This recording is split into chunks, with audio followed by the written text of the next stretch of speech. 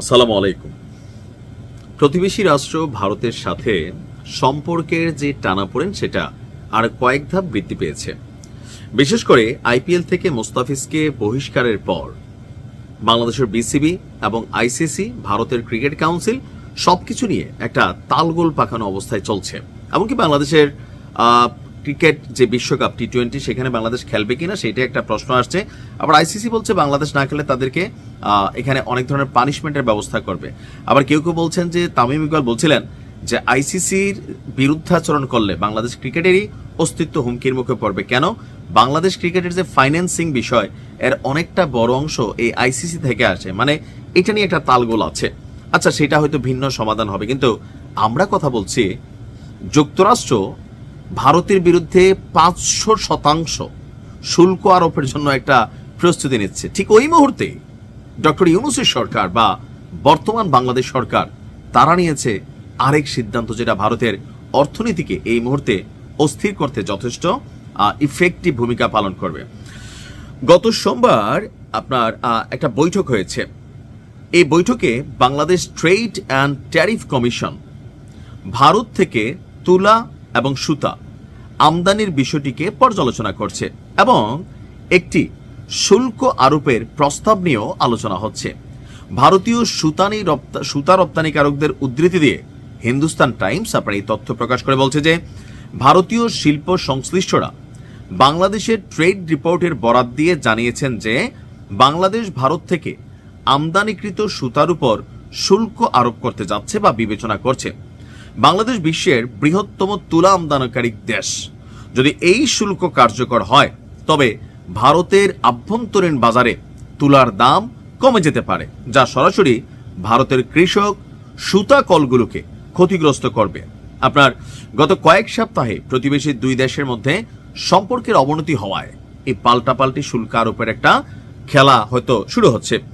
প্রতিবেদনে বলা হয়েছে বাংলাদেশ 10 থেকে 20% পর্যন্ত শুল্ক আরোপ করতে পারে। নয়াদিল্লি ভিত্তিক বিশ্লেষক রাহুল চৌহান তিনি হিন্দুস্তান টাইমসকে বলছেন এই পদক্ষেপ ভারতের আভ্যন্তরীণ বাজারে তুলার দামের পুনরুদ্ধারে বাধা দিতে পারে। অর্থাৎ ভারতের কৃষকরাও সিন্ডিকেটের কাছে আটক। বাংলাদেশ যেমন দেখেন না, আপনি খেতে ফসল ফলাচ্ছেন, আপনি যা দাম পাচ্ছেন আর খুচরা বাজারে গিয়ে সেটা কয়েক গুণ বৃদ্ধি হচ্ছে সিন্ডিকেট।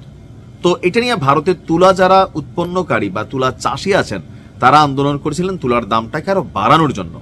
এখন এই মুহূর্তে বাংলাদেশ এই শুল্ক আরোপ করলে তুলা চাষিদের ক্ষতির মুখে পড়তে হবে। 2025 সালের 10 আগস্ট থেকে 31 ডিসেম্বর পর্যন্ত ভারতের শুল্কমুক্ত আমদানির কারণে আভ্যন্তরীণ বাজারে তুলার দাম ব্যাপকভাবে কমে গিয়েছিল। প্রতিবেদনে আরো যুক্ত করা হয়েছে যে দুর্বল দ্বিপাক্ষিক সম্পর্কের কারণে দুই দেশের বাণিজ্য আরো ক্ষতিগ্রস্ত হবে। গ্লোবাল ট্রেড রিসার্চ ইনস্টিটিউশনের মতে 2025 সালের মে মাসের এক বিশ্লেষণ অনুযায়ী বাংলাদেশের প্রায় 47 কোটি মার্কিন ডলার মূল্যের পণ্য বা ভারতে বাংলাদেশের মোট রপ্তানির 40%-রও বেশি ক্ষতিগ্রস্ত হতে পারে। এখন ভারত আমাদের কাছে না বিক্রি করলে অন্যদের কাছে করবে, আমরা ভারত থেকে না কিনলে অন্য দিক থেকে কিনবো, কারণ আমাদেরও চাহিদা আছে, ভারতের ইন্টারন্যাশনাল বাজার আছে। এখানে বড় ধরনের ধাক্কা ওইভাবে কারোর হবে না, কিন্তু ক্ষতিগ্রস্তটা হবে যারা একদম প্রান্তিক পর্যায়ের কৃষক। দুই দেশেরই, বাংলাদেশ যা ভারতে এক্সপোর্ট করে, তো সেখানে বাংলাদেশের কৃষকরা ক্ষতিগ্রস্ত হবে, আর ভারতের কৃষকরা বাংলাদেশে যে ইম্পোর্ট করে। তবে ব্যবসা বাণিজ্যের হিসাব করলে ভারতের একটা বড় মার্কেট হচ্ছে বাংলাদেশ। শুধুমাত্র একদিকে না, বিভিন্ন খাতে ভারতের একটা বড় বিনিয়োগ বা ভারতের একটা বড় ব্যবসা বাংলাদেশ থেকে যায় বা রেভিনিউ তারা আয় করে। এখন সরকারের এই পাল্টাপাল্টি কড়াকড়ি আরোপে আমার মন্তব্য কি যদি জিজ্ঞেস করেন, আমি মনে করি ঠিক আছে। এখন আমি কেন মনে করলাম ঠিক আছে, দেখেন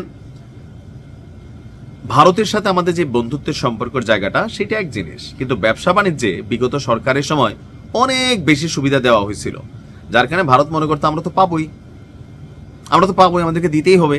বিষয়টা এরকম না। আলোচনা করে দুই দেশ বসবে যে আমার দেশের কয়টা পণ্য ভারতে গেলে অতিরিক্ত শুল্ক দিতে হয়। ট্রাম্প খেপছে কেন যে তোমরা গরিব দেশগুলো আমার দেশে মাগনা ঢুকাইবা আর আমার দেশের মাল তোমার দেশে গেলে তুমি 100 টাকা নিবা, এটা তো আমি মানবো না। তো তদ্রুপ বাংলাদেশের মাল ভারতে ঢুকলে কিভাবে ঢুকে, ভারতের মাল ঠিক একইভাবে বাংলাদেশে ঢুকতে হবে। যদি ভারত আমাদেরকে ফ্রি ঢুকতে দেয় আমরা ফ্রি ঢুকতে দিব, যদি ভারত সেখানে শুল্ক বসায় 5 টাকা, আমরাও 5 টাকা বসাবো। সেম টু সেম থাকতে হবে। সেটা 19-20 হইতে পারে প্রোডাক্ট এবং বিভিন্ন বিষয়ে, কিন্তু এই সমতাটা থাকা জরুরি। বন্ধুত্ব থাকবে বলে আমি যে শুধু দেব আর আপনি নিবেন, এটা কিন্তু হইতে পারে না। সম্পর্ক হবে ভালোবাসার, তবে ন্যায্যতার ভিত্তিতে। ভালো থাকুন। আসসালামু আলাইকুম।